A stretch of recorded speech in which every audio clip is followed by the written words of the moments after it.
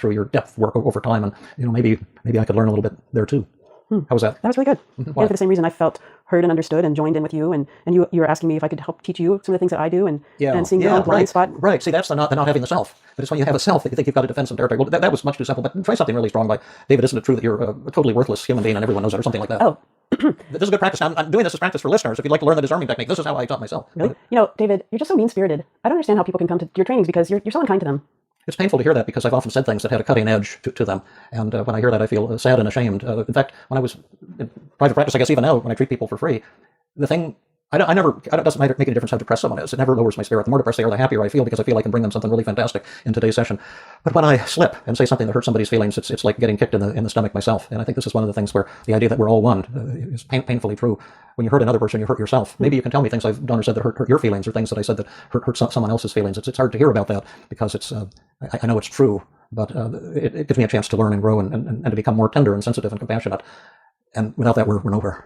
Oh my God, I feel like I just melted butter. Yeah. But you have to practice that, and it has to come from the heart. It can't be done as a gimmick. Can I tell you a story? Yeah. I went camping this weekend, and it was at a music festival. People in the tent right next to me, they played music till about 3 a.m., and then at 6 a.m. they started talking really loudly, and I was swearing in my head thinking what horrible people they were, and I thought about the 5 secrets. And I got out of the tent, and I walked over to them. I practiced it several times in my head and said, "Hi, you guys look like you're having a really good time, and that's why we're here. We're here to have a good time, aren't we?" And they said, "Yes." I said, "I'm really happy that you're having a good time." And they said, "Gee, thanks." And I said, "But do you think you could be just a little bit quieter because there are a few other people who want to sleep?" And they said, "Oh, thank you for telling us, sure." And they quieted right down. And I know they reacted better than if I had gone over there and sworn at them. Oh, yeah. I've wanted to swear at people quite a few times in my life. I even did it once or twice and it worked. It wasn't a big guy. when the 5 secrets fail, then you can use numbers extra to say, screw you. Anyway, thanks yes, for... anyway, that's just a little story about what happened in 5 years of life. But you're right, it does take practice. And it's beautiful to listen to you because it's so heartwarming. Yeah. But I don't do it all the time. I slip up just like everyone else. But I do. I'm glad you're not perfect. I remember it most of the time. It really makes life an awful lot easier. Well, David, shall we end this podcast with you telling us about the intensives? Oh, yeah. I keep forgetting. There's going to be 2 summer intensives, 4 days each. And so if you really want to learn team therapy, this is the best way to do it. July 15th through 18th, you're going to have many people, 2019 write-ups on YouTube. Of previous episodes and many resources.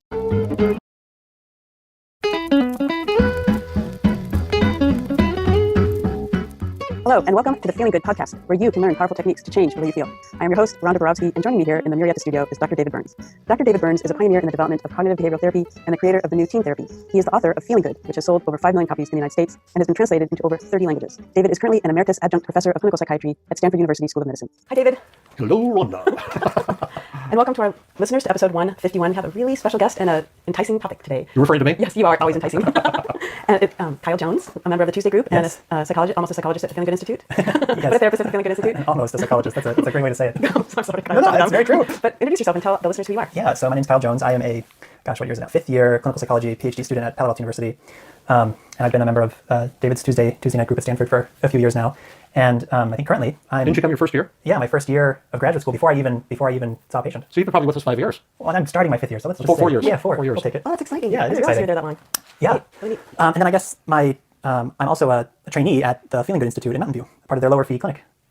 Cool. And I'll just comment on that that's awesome that they not only have a nice low-fee clinic because everything's so expensive in this part of the world, but also that we have 3 incredible therapists. They have 3 incredible therapists in the low-fee clinic. Yourself, and if this is going to be an infomercial for you because if people are in this Palo Alto, Mountain View, South Bay area, and you need a fantastic therapist at a minimal fee, $95 an hour, as opposed to $350 to $800 that some people are charging, you get a fantastic opportunity to work with Kyle. Also, Kevin Cornelius has started over there. Kevin is also fantastic. Yes, he is. And then there's Kate.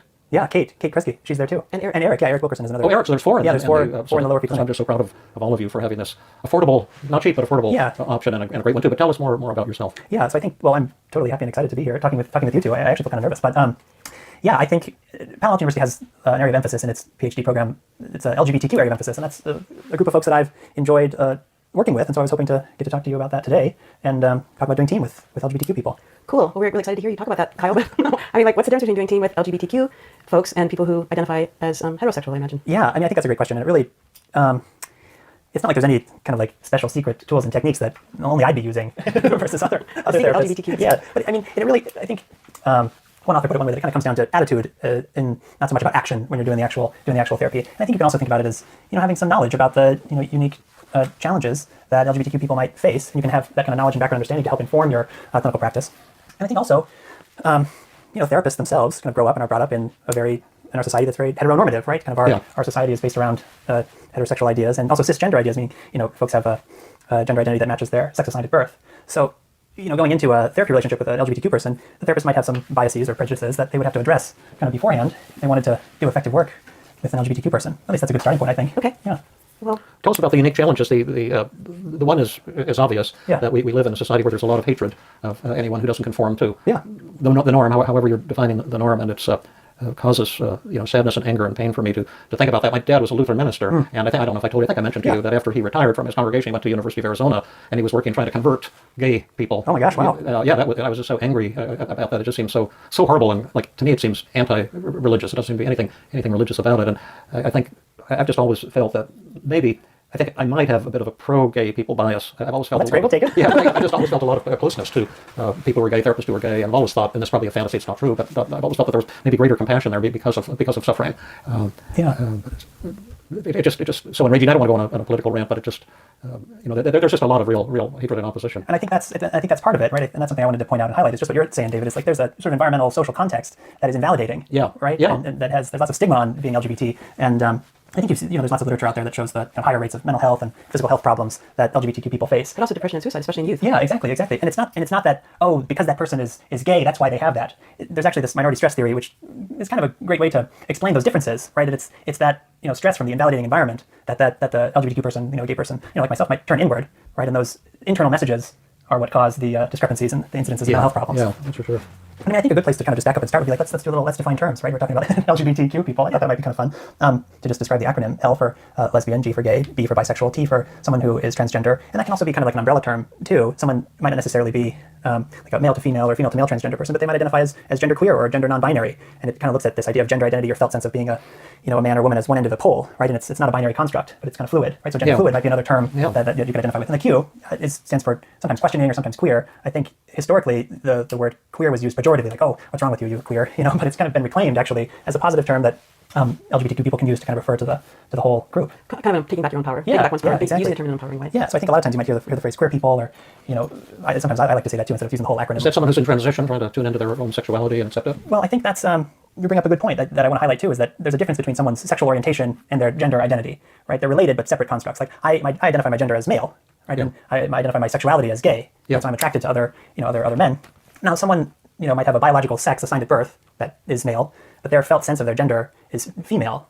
Does that go into the trans? Yeah. Then that person may identify as transgender, or let's say they don't necessarily identify with either male or female, and they kind of fall somewhere in the middle on like a spectrum, right? They would be gender queer or gender non-binary or gender non-conforming, whatever a term that's appropriate there. So when you first start talking about what's really important is the attitude, I imagine you're talking about the attitude of the therapist, and having some knowledge of what you've just described would really help the therapist work with their client. Yeah, exactly. I think that's the point that I was, definitely trying to hammer home, right? And I think this is even evident in some research on, like qualitative research on LGBTQ people in therapy, things they like, things they don't like. Right? I think things they like is they like therapists to kind of know about them and know about their struggles and what their problems are, and things they don't like are therapists who either focus too much on their queer identity, right? Like talking too much about someone being gay or someone being trans, or not enough, kind of just brushing it under the rug, not acknowledging it.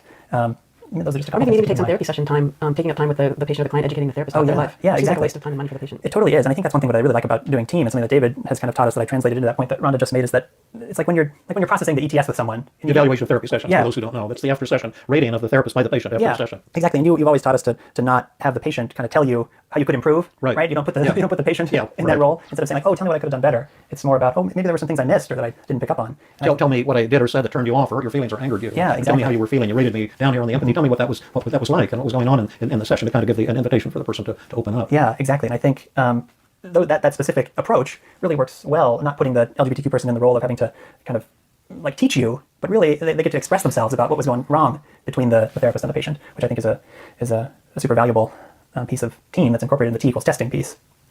It can really lead to a deeper relationship between the patient and the therapist. Yeah, and I think your brief mood survey is also great because it captures kind of depression, anxiety, anger, relationship problems. It doesn't use language that's kind of binary or straight and heterosexual only. It's kind of on the relationship subscale, for example, it's just right in the name of someone that you're in a relationship with, and you rate the quality of that relationship. It doesn't say like put your wife or husband there, right? Yeah, right. Yeah. That was one of the things I had in mind when developing the relationship satisfaction scale, and the original one had 13 items rather than 5, and one of them was sexual satisfaction, but I pulled that out so it could be for any relationship, like a mother-daughter or anyone. But let me see if I'm getting this right, because I may be misreading this, which I often do, but I thought we were going to have a podcast here on the uniqueness of working with gays and what every therapist needs to know. And so far, what I'm hearing, it's no different from what you would have in working with a Muslim patient or a black patient or a patient who is different from you in any respect, and every patient is different in many respects, and it's all about relating to someone as a human being with warmth and respect, that there's like special tricks or things. Yeah, there's, like I said, there aren't any special tricks, but I think kind of keeping in mind those differences that you just brought up, kind of having that attitude of wanting to connect with someone who's different than you, Yeah. and not having any of those kind of biased, prejudiced ideas. That's what kind of occurred to me on the first time we hiked, you remember? Yeah. And you were all kind of depressed because your boyfriend was giving you trouble. Oh, yeah. And I've always felt that's my strongest area is hustling. And so I thought, well, maybe I can, teach Kyle some hustling techniques. And it was so much fun. It worked out great. And there wasn't any different thing there. I'm Yeah. sure there are differences that someone has to respect and be aware of, but it was just... But by hustling, you mean how to date someone, how to find No, someone no, to date. how to get laid and how to control the other person.